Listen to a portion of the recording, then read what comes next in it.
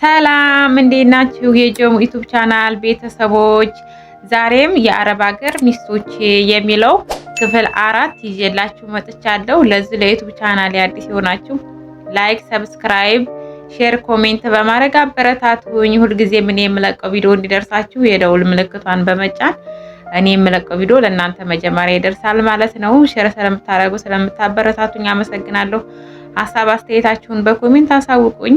ቀጣይ ወደ ቪዲዮ እንሄዳለን። ለሰርግ እየተዘጋጀን ባለንበት ወቅት በቃ እዚሁ ባለው ሰው ሰርጋችንን እናድርግ፣ ቀለበታችንን እናድርግ፣ ሌላ ምን የሚያስፈልግ ነገር አለ አለች። አይ ቤተሰብማ ማሳወቅ አለብን። እናንቺ የምናደርገው ጋብቻ እኮ ለኔና አንቺ ብቻ አይደለም፣ ለአንቺም ቤተሰቦች ለኔም ቤተሰቦች ትልቅ ነገር ነው። ቤተሰቦቼ እኛ ባንኖርም አንቺ ቤተሰቦች ጋር ሽማግሌ ላኩ፣ ቤተሰብ ከቤተሰብ ጋር ይተዋወቅ አልኳት። ልክ ይህን ሀሳብ ማንሳት ከጀመርኩኝ ቀን ጀምሮ ተለዋወጠች። ልትቀበል አልቻለች።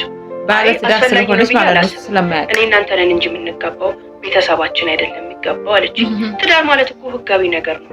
ከዚህ በኋላ የኔ ሚስት ከሆንሽ የኔም ቤተሰቦች ያውቁሻል፣ የአንቺንም ቤተሰቦች እኔ ያውቃለሁ። ስለዚህ በባህላችን በወጋችን መሰረት ህጋዊ የሆነ ጋብቻ ኢትዮጵያ ውስጥ ይደረግ። እኔና አንቺ ደግሞ እዚህ እንጋባለን፣ እዛ ቤተሰቦቻችን ይተዋወቃሉ፣ የሚደረገው ነገር እንደ ባህላችን ይደረጋል ብዬ እኔ ያንን ማድረግ ፈለግኩ። እሷ ደግሞ በፍጹም ለዛ ፈቃደኛ አልሆነችም።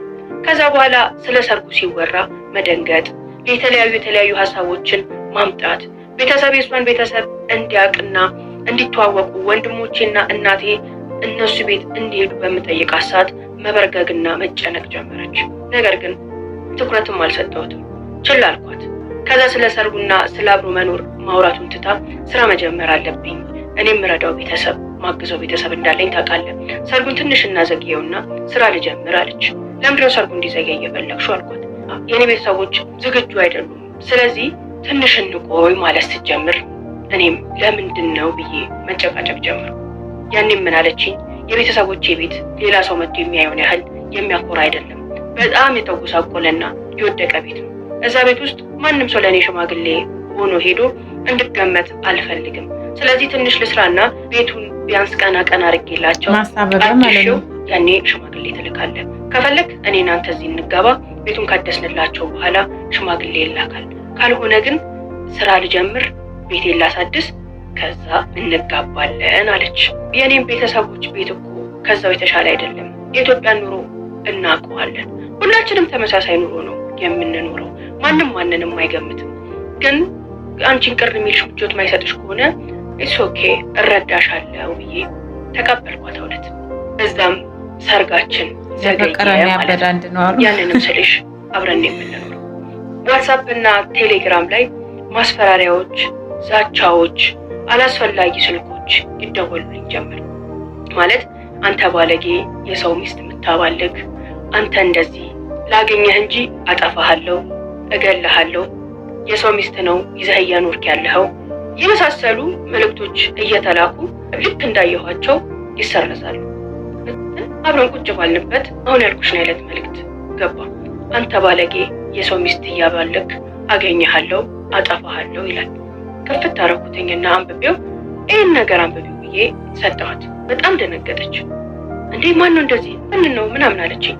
እኔ እንጃ፣ ያገባሁት አንቺን ነው፣ የምኖረውም ከአንቺ ጋር ነው። እነዚህ መልእክቶች በተደጋጋሚ እየደረሱኝ ነው። ለምን እንደሆነ በጣም ግራ እያጋባኝ ነው። ምንድን ነው የምታውቂው ነገር አለ እንዴ አልኳት። ኧረ እኔ ምንም አውቀው ነገር የለም ምናምን ብላ ተርበተበተችና አዎ ምናልባት ፍቅረኛዬ ሊሆን ይችላል አለች። ፍቅረኛዬ ማለት ነግሬ የለ እንዴ? ያው የተውኩት ፍቅረኛዬ ነው። እዚህ መምጣቴንና ካንተ ጋር እንደሆንኩ አውቋል። ምናልባት ስልክና አፈላልጎ አግኝቶ እሱ ሊሆን ይችላል አለች። ኦኬ ብዬ ነገሩን አለፍኩት። በወቅቱ ግን ያሳየችኝ ባህሪና መርበትበት ምንም ምቾት አልሰጠኝም። ከዛ በኋላ ያንን ስልክ ሆን ብዬ ማንቂያ ደውል ነው ከፈጣሪ የተላከለት ለእሷ ያን ሜሴጅ ካሳየዋት ቀን በኋላ ምንም አይነት ሜሴጅ ተልኮልኝ አያውቅም። አቆመ ማለት ነው። ያ በራሱ ጥያቄ ፈጠረብኝ። ምክንያቱም እንደዚህ አይነት የዛቻና የማስፈራሪያ መልእክቶች ከወር በላይ ተልከውልኛል። እሷን ባሳየኋትና ለእሷ በነገርኳት ማግስት ግን ያ ማስፈራሪያና ዛቻ ስድብ ሲቀር በትክክል ያን ሰው እሷ ነግራው አቁም ብላው እንደሆነ የሚታወቅ ነገር ነበር። ከተለያየችው ፍቅረኛዋ ጋር ታዲያ በዚህ ደረጃ ታወራለች እንዴ ብዬ መጠራጠር ጀመርኩኝ።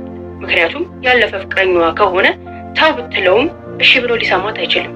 የእሷን ህይወት ነው ሊበጠብጥ የሚችለው። ስለዚህ እንዴት እያልኩኝ ብቻ ውስጤ አላቅም፣ የሚያጠራጥር ነገር ሆኖ ይሁን አይሁን አላቅም። ከዛ ጊዜ በኋላ ግን የማላቀው አይነት ጥርጣሬ ላይ ሰፈረብኝ። ከዛም እናቴ ጋር እየደወልኩኝ እናቴ ጸሎት አድርጊልኝ ከሱ የባሰ በጣም መጥፎ ሴት ኑሮ መቀጠል ጀመርን። በጣም ረዥም ሰዓት ለስራ ሰጥታ ስራ ላይ ማተኮርና ስራዋን መስራት ጀመረች። እኔም ስራ ላይ አተኮርኩኝ። በቃ እሷን አምጥቻለሁ፣ እሷም ለቤተሰቦቿ እየኖረች ነው፣ እኔም ለቤተሰቦቼ ልኖር፣ ቤተሰቦቼ ልርዳ ብዬ የምንኖረውን ኑሮ እየኖርን ሁለታችንም ስራችን ላይ ማተኮር ጀመርን።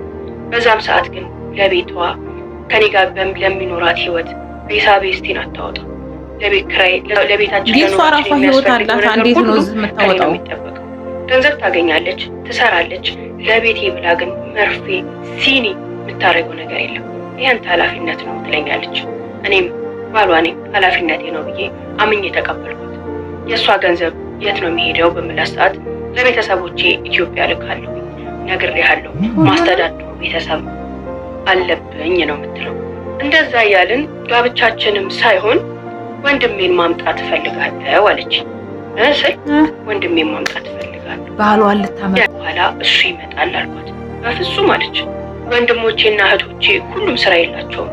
እቤት ውስጥ ያገኙትን ነገር ተፍ እያሉ ከእናቴ ጋር ነው የሚኖሩት። የኔን እጅ ጠባቂዎች ናቸው። አንዳቸውን እንኳን እዚህ ባመጣ አንዱን ይጎትታል። ስለዚህ ቅድሚያ እነሱ ይምጡ። ያኔም ቃል ገብቼላቸዋለሁ። አንቺ በማምጣቴ በጣም አዝኖብኛል፣ ከፍቷቸዋል። እሷ ትምጣና ከዛ እናንተን አመጣለሁ ብዬ ቃል ስለገባሁላቸው እነሱ ይምጡና እሱ ይመጣል አልኳት። በጣም ተቆጣች፣ ተናደደች፣ አኮረፈች። ለምን ታቆርፊያለሽ አልኳት። አይ በቃ መምጣት አለበት ብያለሁ፣ መምጣት አለበት፣ አንድ ወንድሜ ነው ጓጉቶ ይጠብቀኛል ብላ ብቻ ቁም ስቅሌን አበላችኝ። ቤት ውስጥ የነበረው ንጭንጭ የነበረው ቫይብ በቃ ምንም ነገር ደስ አይልም ነበር። ያንን ነገር ሽሽት እሺ በቃ እንዳልሽ ብዬ የወንድሟ ፕሮሰስ ተጀመረ። ሁለት የወንድሟ ፕሮሰስ ሲጀመር ወንድም ያለችው ሰው የአባት ስምና የእሷ ስም በምንም አይገናኝም። በጣም ግራ ተጋባሁ። እንዴ ወንድሜ ነው አላልሽኝም እንዴ ስላት ወንድሜ ነው አለችኝ። ታዲያ የአባታችሁ ስም ምንድነው አልኳት። አይ በእናት ነው የምንገናኘው በአባት አንገናኝም አለችኝ። በጣም ተናገርኩ። እንዴ ምን ሆነሽ ነው? እኔ የእናቴ አባቴን ልጆች እህትና ወንድሞቼን ላምጣ ስልሽ እንደዛ የሆንሽው የእናትሽን ልጅ ለማምጣት ነው አልኳት። እሱም ቢሆን እኮ የቅርብ ነን ወንድሜ ነው አለችኝ። አሜን ብዬ ተቀበልኩ። የሚገርምሽ ግን ወንድሟን ሳይሆን ባሏን ነበር ወደ ፈረንሳይ ለማምጣት እኔ ቤት ውስጥ ተቀምጣ እኔን አግብታ የኔን ገንዘብ የኔን ጊዜ የኔን ህይወት ተጠቅማ ለማምጣት ስትሞክርና ስትለፋይ ነበር። በጣም ነው የምትገርመው። ማለት እሱ ብዙ ነገር አድርጓል አይደለ? ሴቶችን አጭበርብሯል። የእነሱን ገንዘብ ባይበላም እየሰራ እነሱ ደግሞ ፍቅረኛችን ነው ብለው እያሰቡ ብዙ ነገር አድርጓል። ግን ከሱ አንጻር ደግሞ እሱ ያደረገችው በቃ ይለያል ነው የምላችሁ። ማለት ወንድሜን ላመጣ ነው ስትል ወደ ፈረንሳይ እኔ ገብቶኛል። ምክንያቱም ታሪኩ ከመጀመሪያው ጀምሮ ካያችሁት እናንተ እዚህ ምድር ላይ ግን ማለት ነው እኛ ያልሰማነው ነገር እንጂ ያልተደረገ ነገር የለም። ማለት እንዴት ነው ይሄን ያህል ሰው ክፉ የሆነው? ለማንኛውም ክፍል 5 ይቀጥላል። ሀሳብ አስተያየታችሁን በኮሜንት ጻፉልኝ። ለዚህ ለዩቲዩብ ቻናል አዲስ የሆናችሁ ደግሞ ሰብስክራይብ በማድረግ ቤተሰብ ይሁኑ። በቀጣይ ቪዲዮ እስከምንገናኝ ድረስ ቸር ቆዩልኝ። ሀሳብ አስተያየታችሁ አይለየን። ስለምታበረታቱ ደግሞ በጣም አመሰግናለሁ ቤተሰቦቼ። በጣም ነው የምወዳችሁ፣ በጣም ነው የማከብራችሁ። በቀጣይ ቪዲዮ እስከምንገናኝ ድረስ ቸር ቆዩልኝ። ባይ